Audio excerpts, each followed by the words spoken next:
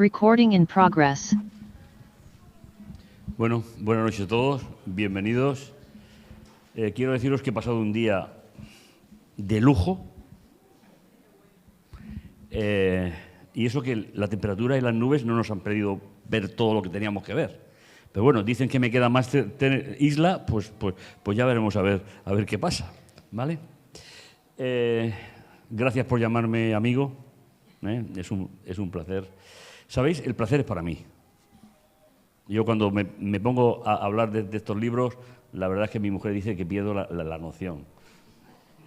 Pero bueno, le mando un saludo a los que están también, incluida está mi familia, así que permitidme que les dé, aunque sea un minuto a ellos, ¿no? Muy bien, pues vamos a empezar ya directamente. Ayer fue una introducción, creo que nos va a servir como base para lo que vamos a ver durante estos días y vamos a intentar definir lo que es la noción de pronto en el Apocalipsis. ¿Qué significa vengo pronto?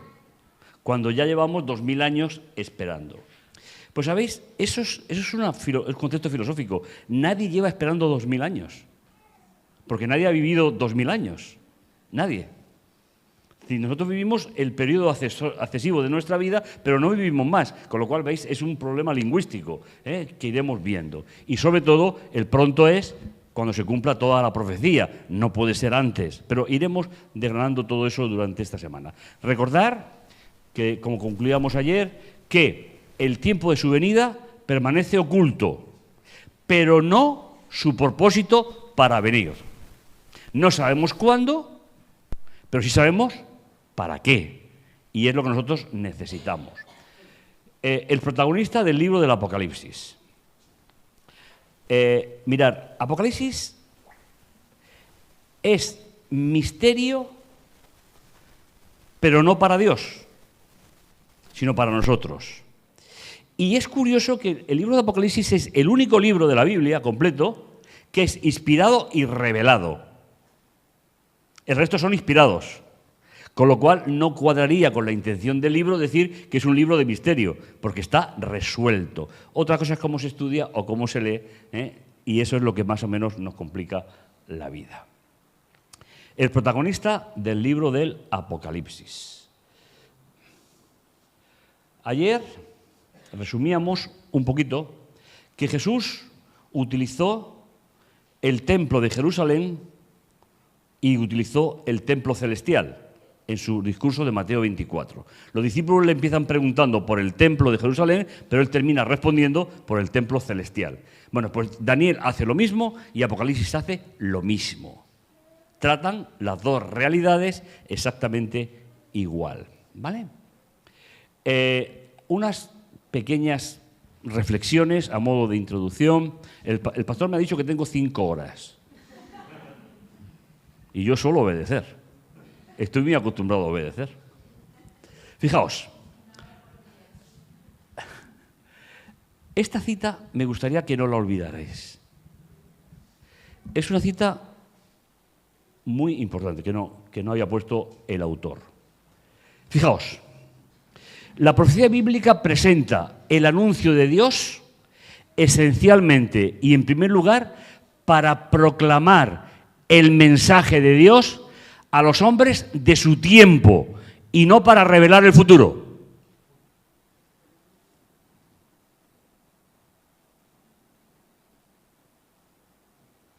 Es decir, y vamos a ver esta noche cómo manejamos el concepto de tiempo. Es decir, para proclamar el mensaje de Dios a los hombres de su tiempo y no para revelar el futuro. Y sin embargo se emplea ¿para qué? Para estar juzgando con el futuro. Es por eso que los autores apocalípticos pueden desafiarnos, ya que hablaron primeramente a sus contemporáneos. De hecho, tenían un objetivo práctico en mente: predicar a los hombres una gran esperanza y llamarlos a la fidelidad genuina, así como una mayor vigilancia. Es una cita preciosa, de un profesor que tuve yo en otra universidad. Se necesita un estudio más detenido de la palabra de Dios, especialmente Daniel y Apocalipsis, deben recibir atención como nunca antes en la historia de nuestra obra. ¿Conocíais la cita?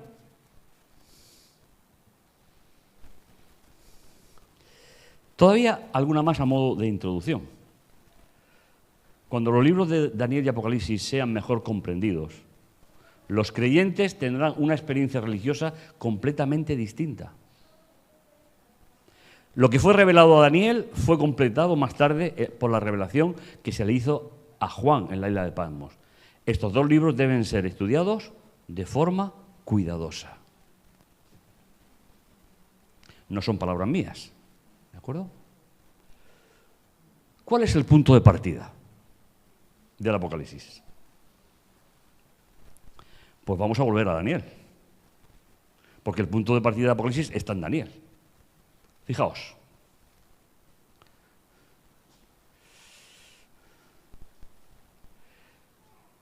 Un lector actual de la profecía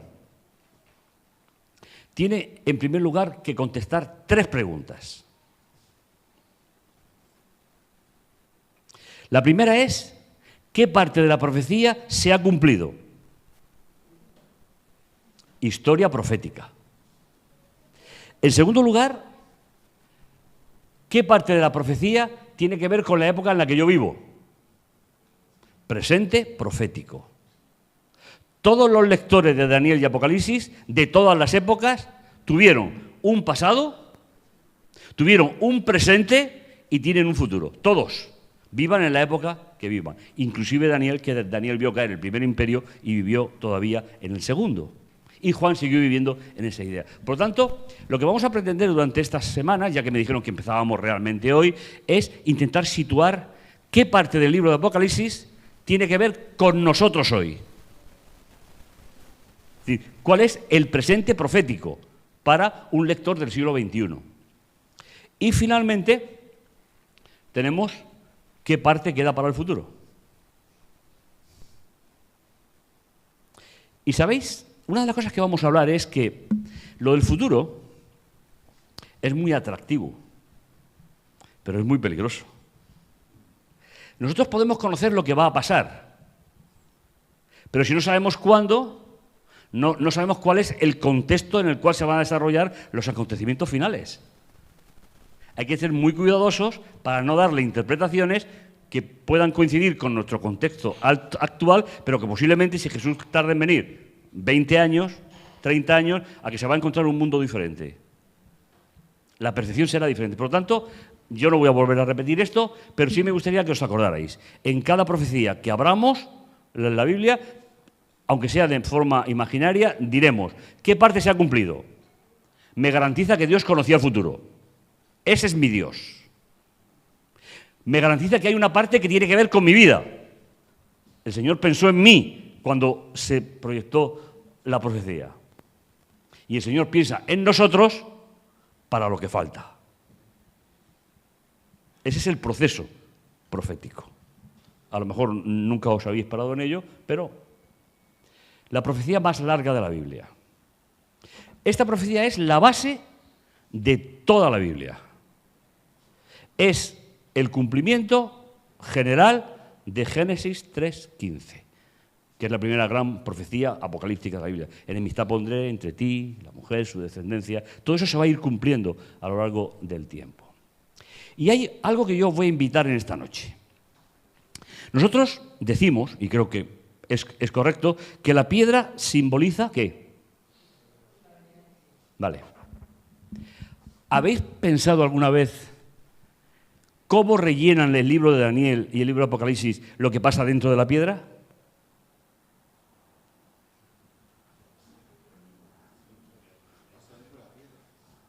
¿Qué pasa aquí? Ese es todo el libro de Apocalipsis y todo el libro de Daniel. ¿Qué es lo que ocurre cuando la piedra cae, le da a la estatua y la tira? Es verdad que es la segunda venida de Jesús, pero ese es el inicio, la inauguración. ¿Pero qué pasa dentro de la piedra? Pues hay capítulos y capítulos en Daniel y Apocalipsis y en el conflicto de los siglos que nos van a ir dándole forma a esa piedra. Pues eso es un poco el contenido de esta semana. ¿Qué es lo que ocurre en el periodo de la piedra? ¿Tampoco lo habéis pensado nunca? Mira que tengo que venir yo a calentaros la cabeza. Pastor, no sé cómo os atrevéis, sinceramente. ¿Vale? Entonces, recordar esta imagen, ¿de acuerdo? Nos interesa que lo que hay aquí es el futuro profético. Y esto va a llegar a la eternidad. Lo que pasa dentro de esa piedra. ¿Vale? Seguimos. La última de las visiones del libro de Daniel transcurren entre los capítulos del 10 al 12. Y fijaos qué detalle más bonito. En ella intervienen todos los personajes del libro, todos. Empezamos por Ciro, el gran libertador del pueblo de Israel, el que dio la orden para que regresaran a Jerusalén. Daniel. ¿Cómo no? Gabriel, el ángel de la revelación. Y cómo no, el hijo del hombre vestido de lino, sí, vestido de sumo sacerdote. Y finalmente, Miguel, el gran príncipe que protege a su pueblo. Estos son los grandes protagonistas del capítulo 10 de Daniel. El libertador, Ciro, Daniel, Gabriel, el hombre vestido de lino y Miguel. Y eso nos lleva hasta la infinidad de la piedra, sin límite. Me estáis poniendo cara de lunes, si es que es lunes. Fijaos, simplemente un pequeño detalle importante. Nosotros, cuando pensamos, cuando escribimos, cuando redactamos los trabajos académicos, nosotros decimos introducción, desarrollo y conclusión. Pero la mentalidad bíblica no funciona así. El problema de los libros bíblicos no es lo que dicen, sino cómo lo dicen. Entonces, es simplemente para que tengáis una pequeña idea, porque nos va a servir para todos los capítulos. Ellos ponen en el centro lo más importante. Aquí se plantea el problema, lo más importante, y aquí se soluciona el problema. Eso ocurre en todos los capítulos de Daniel, en todos los capítulos de Apocalipsis y en todos los capítulos, por ejemplo, de Pablo. Todos se escriben así.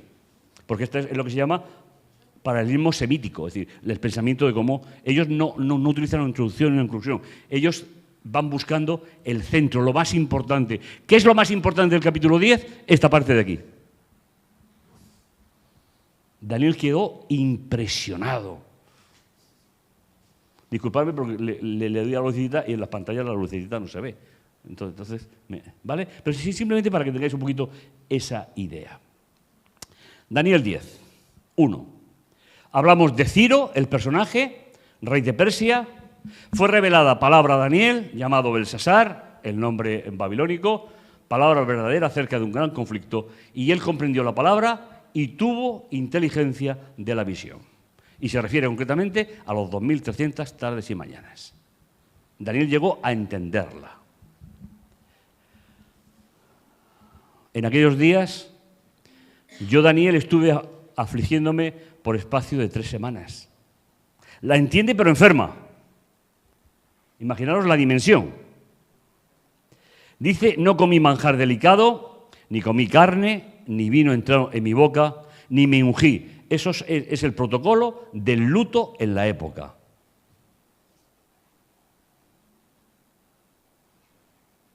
Es la forma de expresar. Nosotros nos vestimos de negro.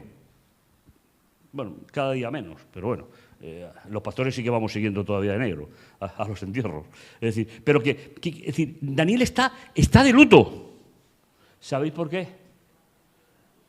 Ha entendido la visión y por entenderla, la dimensión y el tiempo le desconectan de la profecía. Enferma.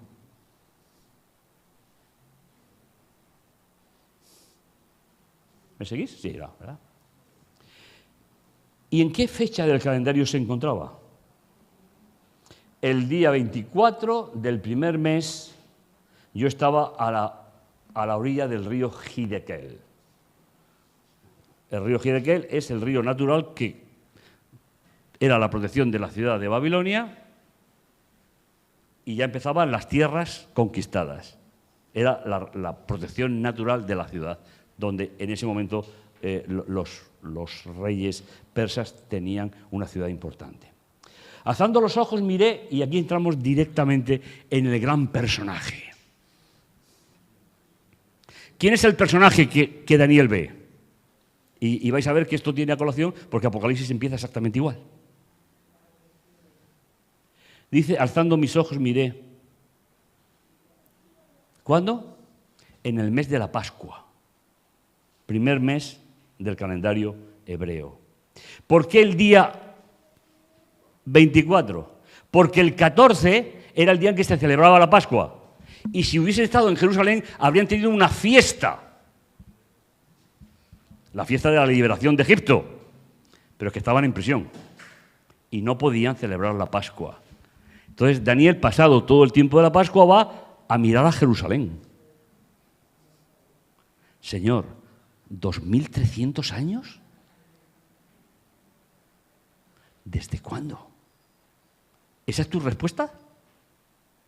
Y Daniel le enferma. Hombre, si yo tengo que esperar 2400 años, también pongo enfermo, para algo. Bueno, lo metería a la inteligencia artificial y le diría, tradúcemelo rápido. ¿Vale? Dice, y aquí un varón vestido de lino blanco, ceñidos sus lomos como... Hermanos, ¿esta vestimenta cuál es? La vestimenta del sumo sacerdote. Fijaos, ¿quién viene a consolar a Daniel? No es un ángel, por muy poderosos que sean. No es Gabriel. Es el sumo sacerdote celestial. Daniel, vengo a consolarte. Mis hermanos, ¿me vais a permitir que esta noche yo os invite a que viváis experiencia? Buscar al sumo sacerdote celestial cuanto más problemas tengáis. A lo mejor tiene una solución para vosotros. Para mí la tiene. Estoy seguro por vosotros también. Entonces, fijaos el problema. Y fijaos quién viene a visitarle y con qué ropa viene. He aquí un varón vestido de lino blanco, ceñido sus lomos de oro de Ufaz, su cuerpo como un crisólito, su rostro como un relámpago, sus ojos como antorcha de fuego. Sus brazos y sus pies tenían la refulgente del bronce incandescente, y el sonido de sus palabras era como el estruendo de una multitud. Un detalle. ¿Dónde se encuentra Daniel? No has preguntado por preguntarlo. Es que lo vais a ver ahora, la importancia de esto. ¿Dónde está Daniel? ¿Quién viene a visitar a Daniel? Pues quedaros con esta idea. Porque en Apocalipsis hay algo que cambia totalmente. Y es la misma escena, pero con algo que es completamente diferente. ¿Queréis saberlo o nos vamos ya? Ah, bueno, vale. ¿Veis? Me dais el permiso, con lo cual puedo seguir. Yo solo, Daniel, vi aquella visión.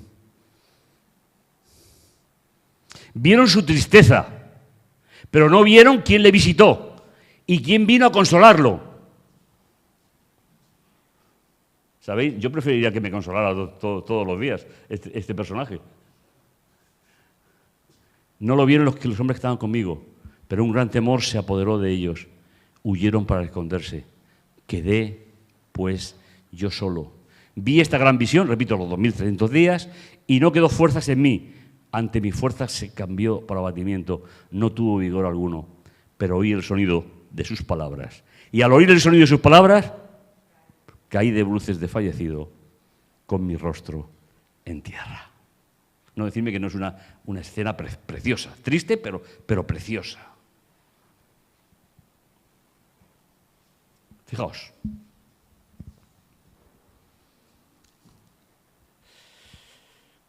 Daniel tiene sus grandes profecías, pero Apocalipsis entra y nos va a llevar justamente hasta la piedra. Y así vamos a mezclar los dos libros. La profecía del capítulo 7, el capítulo 8, la profecía del capítulo 9 y la resolución y la preparación que Daniel tiene y Juan tiene para que sepamos en qué tiempo estamos viviendo. En aquel tiempo, y aquí entra el último personaje de la lista, en aquel tiempo se levantará, ¿qué tiempo?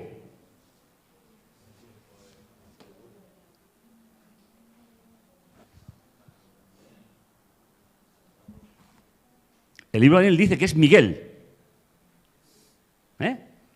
Importante para el estudio de Apocalipsis. En aquel tiempo se levantará Miguel, el gran príncipe que está de parte de los hijos de tu pueblo. Será un tiempo de angustia, como nunca fue desde que hubo gente hasta entonces, pero en aquel tiempo será liberado tu pueblo. ¿Quién le hace la promesa a Daniel? Miguel. Todos los que se hallen escritos en el libro, en el pergamino, en el rollo, una multitud de los que duermen en el polvo de la tierra serán despertados, unos para vida eterna y otros. Vale. ¿Y eso último, dónde se va a cumplir?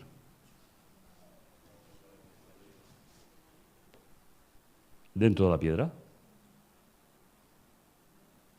Daniel no dice que entre una resurrección y otra pasen 1000 años. Eso en el hebreo no lo pueden expresar. En el hebreo no se expresa el tiempo.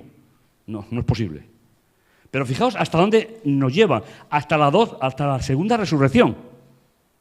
¿Y eso es a partir de qué? De la instauración de la piedra. Así que el proyecto es este, para esta semana. Espero que aguantéis. Bienaventurado el que espere. Y llegue, esa cita simplemente es el final de los 2300 días, ¿vale? Y tú ve hacia el fin y reposa. Y te levantarás para recibir no cualquier cosa, sino tu herencia. Hermanos, ¿quién hereda? Legítimos. Pues esa es la idea, mis hermanos. ¿De acuerdo? Te levantarás para heredar para el fin de los días. Muy bien.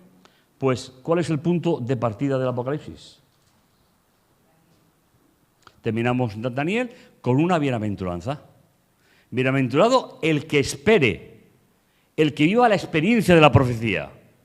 Y ahora, Apocalipsis, ¿por qué personaje empieza? ¿Cuáles son las características que nos sirva como introducción? En primer lugar, revelación de Jesucristo.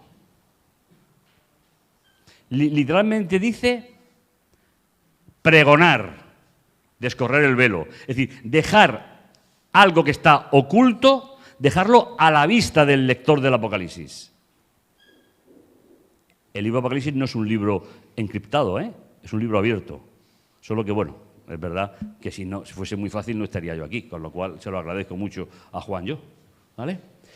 La cual Dios dio para mostrar a sus siervos lo que ha de suceder en breve. Y lo dio a conocer enviando por medio de su ángel a su embajador Juan, quien dio testimonio de la palabra de Dios y del testimonio de Jesucristo. ¿De cuánto vio? Es decir, fijaos, revelación, descorrer el velo, dar constatación de algo. ¿Sobre quién? Sobre Jesucristo. Y todo el proceso de revelación. Si os dais cuenta, es el proceso de revelación más largo de toda la Biblia. Porque el resto de libros que he hecho.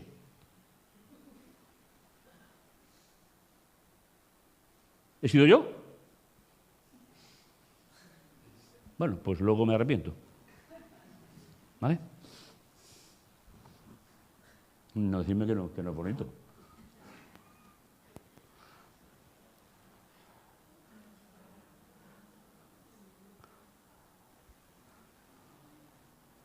Para los que tienen memoria fotográfica, esto es fantástico, ¿eh? Bueno, llegamos.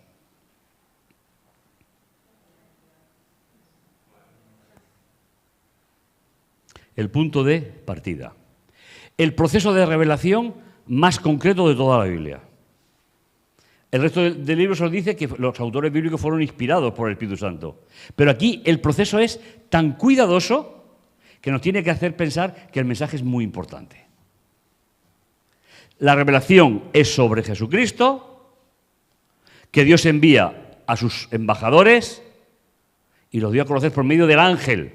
Esa es la novedad del Apocalipsis, la función de los ángeles que no está en otra parte de la Biblia. Y Juan dio testimonio de la palabra de Dios y el testimonio de Jesucristo de cuanto vio. Y la primera bienaventuranza del libro. Bienaventurados.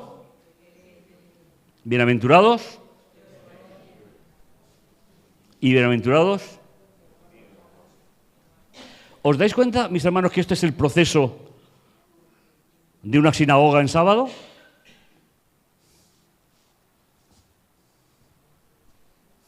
El libro de Apocalipsis fue escrito para que se leyera en las sinagogas de seguidores de Jesús del primer siglo.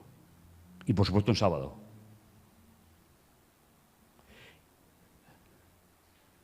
Pues porque no hay cambio, no encontramos los textos que lo cambian. ¿Vale? El texto tendría que estar. El silencio no vale. Es al revés. Lo que no está escrito en el Nuevo Testamento permanece del Antiguo. Esa es la regla hermenéutica correcta. Lo que hay que cambiar, hay que explicarlo. Entonces falta el concepto de explicación. Por lo tanto, era en una sinagoga donde uno, todos y todos estamos implicados en el mensaje del libro. Fijaos qué bienaventuranza tan bonita. Así empieza el libro. Revelación sobre Jesucristo, que Dios envió para que llegara ¿a quién? A los que van a leer, a los que van a guardar y a los que van a oír el mensaje. Los libros bíblicos no fueron para ser leídos, fueron para ser escuchados. La gente no sabía leer. ¿Vale? Seguimos. Veis que vamos introduciendo el libro. ¿Quiénes son los que van a leer, a escuchar y a guardar como primeros destinatarios? A las 7 iglesias que están en Asia. Esos fueron los primeros que recibieron el libro del Apocalipsis, en la propia época de Juan. Final del primer siglo, más o menos, aunque hay diferentes corrientes, pero bueno. Gracia a vosotros y paz, de parte de aquel que es, que era. Fijaos en el texto. ¿Y por qué no dice será? Que sería la cronología exacta. Era, es, y nosotros diríamos será. No, viene. Es decir, rompe la cronología de la frase y lo hace adrede, para que entendamos el mensaje del libro. De parte de los 7 espíritus que están delante de su trono. Desde el presente, Dios llena el pasado y llena el futuro. El que es, el que era y el que vuelve. Eso es lo que se pretende en el libro del Apocalipsis. ¿Y de parte de quién? El testigo. Lo que estáis teniendo la Biblia. Aquí va una coma. No es el testigo fiel. Es el testigo, el fiel. Porque lleva una coma. El primogénito de entre los muertos. El soberano de los reyes de la tierra. Hermanos, ¿qué os parecen estos textos? Y luego las personas dicen que tienen miedo al Apocalipsis. Pero ¿cómo van a tener miedo a una revelación de Dios? Habrá que hacer un trabajo para entenderlo, pero nada más. Fijaos, de parte de, y aparecen algunos de los 26 nombres que tiene Jesús en el Apocalipsis. Ninguno habla de su naturaleza. Todos son nombres que indican funciones. No se habla de la naturaleza de Dios en la Biblia, ¿eh? Se habla de las funciones. Porque yo no puedo entender quién es Dios. Yo puedo amarlo. Pero, entonces, fijaos, ¿os dais cuenta que todos son funciones? Testigo, fidelidad, el que es soberano sobre los muertos, sobre los reyes de la tierra. Es un mensaje espectacular. Es un mensaje realmente especial. Apocalipsis recibe, como os decía, 26 nombres para el resucitado. E indirectos más de 60. Entonces, una de las cosas que vamos a hacer en los capítulos que vamos a ver va a ser rastrear las funciones que hace ese sumo sacerdote que vamos a ver a continuación. Y va a ser el mensaje del libro del Apocalipsis.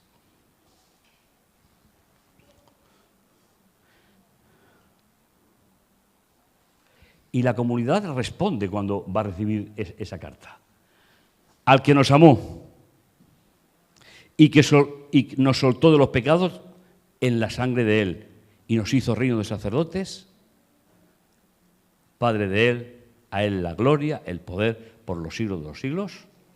Amén. Hermanos, ¿te identificas con este texto? No está muy en castellano porque está traducido palabra por palabra del griego, ¿vale? Pero es que tiene importancia el lugar. Fijaos, Juan utiliza este texto. Éxodo 19:6. Era de la Biblia de Juan. Vosotros seréis un reino de sacerdotes, una nación santa. Juan coge solamente una parte, pero está basado en este texto.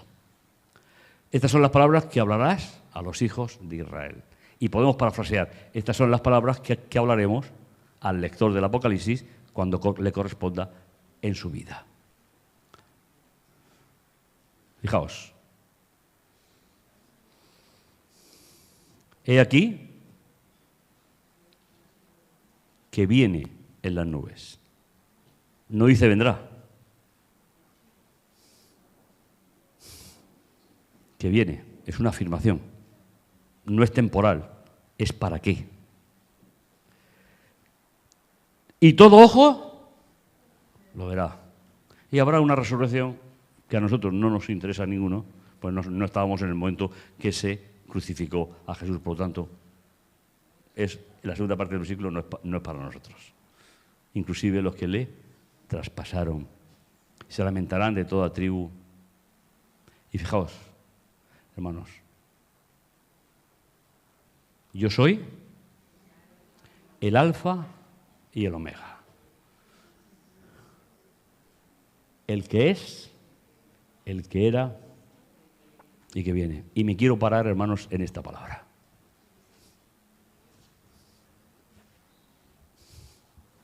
Fijaos, que nadie se sienta mal. La palabra viene del término pecho, de amamantar. Y nos dice que el Todopoderoso tiene todo lo suficiente para la nutrición del creyente. Y lo toman, porque el hebreo es así, de gráfico, de la figura de la madre que amamanta a su hijo, o a su bebé, es igual. Yo tengo una preciosa nieta, con lo cual. Es decir, que, hermanos, el Todopoderoso significa abundancia y nutrición completa. ¿Qué os parece? Es bonito el término, ¿verdad? Todo sustentador es un poco así como... No, es la figura de la mamá que alimenta al recién nacido con toda la alimentación que necesita para que crezca. Pues ese es el sentido del libro del Apocalipsis. ¿Vale? El Todopoderoso, el Todosustentador, el que todo lo sustenta con su mano. ¿Y el punto de llegada? Fijaos. Yo, Juan, vuestro hermano, y participo con vosotros en la tribulación, en el reino, en la perseverancia de Jesús, estaba en la isla de Patmos. ¿Por qué? ¿Cuál es su delito? Hermanos, ¿por qué acabó Daniel en el foso de los leones? ¿Por qué acabaron sus compañeros en el horno de fuego? Daniel y Apocalipsis, hermanos, nos explica algo. El pueblo de Dios entró prisionero a Babilonia y nunca será libre hasta la piedra. Siempre viviremos en el exilio. Es verdad que según el país en el que hemos nacido va de una manera, pero tenemos una nación propia, tenemos un sistema dirigido solamente por Dios o vivimos entre las naciones. Seguimos siendo prisioneros, de una u otra forma. Nos va a llevar a la piedra. En la piedra el pueblo de Dios será liberado y será de nuevo pueblo libre, pueblo dirigido por Dios, sistema teocrático, y viviremos así por toda la eternidad. Y estando en visión, en el día del Señor, oí detrás de mí una voz como de trompeta.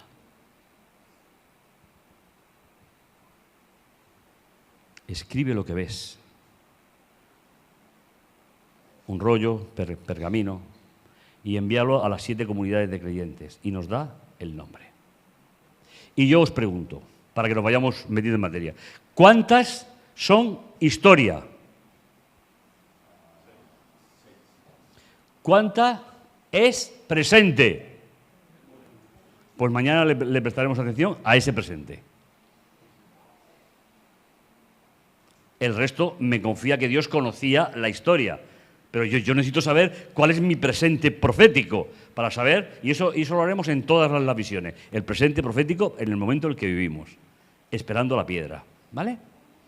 Y finalmente, fijaos, sobre quién se habla, me volví para ver la voz que hablaba conmigo. Y vuelto, ¿qué vio? 7 candelabros de oro. Hermanos, ¿cuál es la diferencia entre aquí y Daniel? Venga. En Daniel, ¿quién visita a quién? En Apocalipsis, ¿quién visita a quién?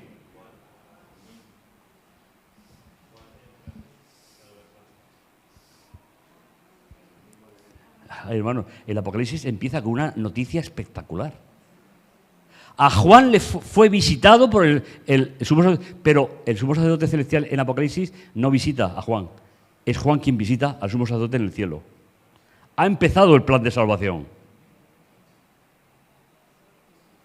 ¿Voy muy rápido? Ya sabía que yo que se hacía la pregunta. Fijaos. Daniel estaba junto al río Gidequel. Está mirando hacia Jerusalén, lamentándose por la Pascua. ¿Y quién viene hasta donde está él? El sumo sacerdote. Si os parece, empleamos las palabras exactas, ¿vale? ¿Para qué? Para consolarlo.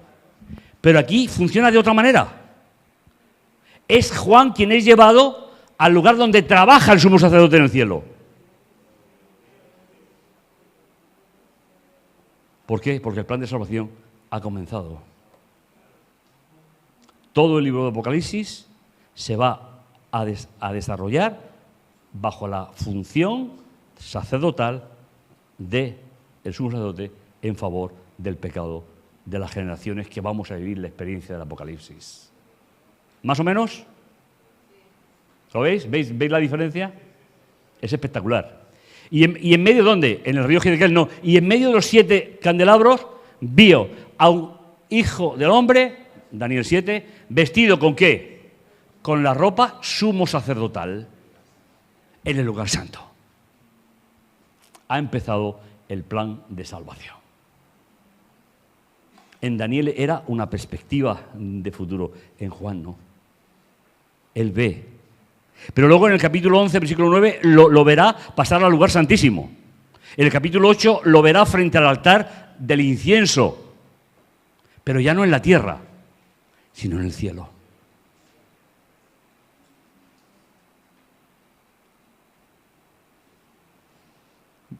Mis hermanos, ¿qué sentís con esto? Os garantizo que lo he explicado unas cuantas veces y se me sigue poniendo carne de persona, porque lo de gallina no me gusta. Cuando yo leo esto. ¿Sabéis? En griego es un superlativo. Es una frase potentísima que cuando se escucharan las iglesias tenía que resonar para que vieran la figura de ese sumo sacerdote ya dentro del santuario intercediendo por ti y por mí. Y ese es el mensaje del Apocalipsis. ¿Vale? Vestido de una túnica talar, ceñido a la altura del pecho con una faja de oro, su cabeza y los cabellos eran blancos como lana y la nieve, y sus ojos como llama de fuego. Daniel no podía ser llevado al santuario celestial. Estaba, porque existió, pero no estaba funcionando. Tenía que resucitar Jesús para que empezara a funcionar. Y el Apocalipsis se escribe a partir de esa función de Jesús. El plan de salvación ha comenzado. ¿Vale? Voy terminando.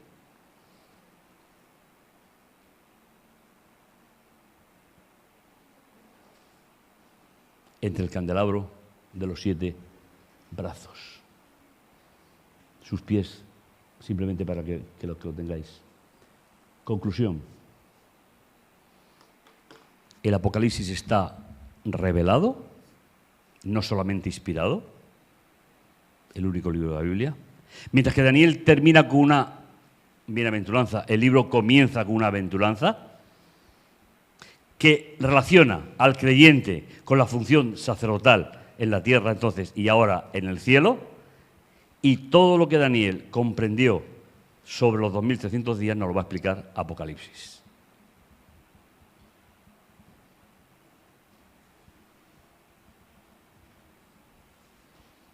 Es un privilegio, y lo digo de corazón, es un privilegio poder leer un libro que no es un enigma, es una revelación. Y vamos a ver de cada una de las escenas cuál nos corresponde a nosotros, cómo vivimos esa parte de la revelación y qué nos espera para el futuro. Que el Señor nos bendiga.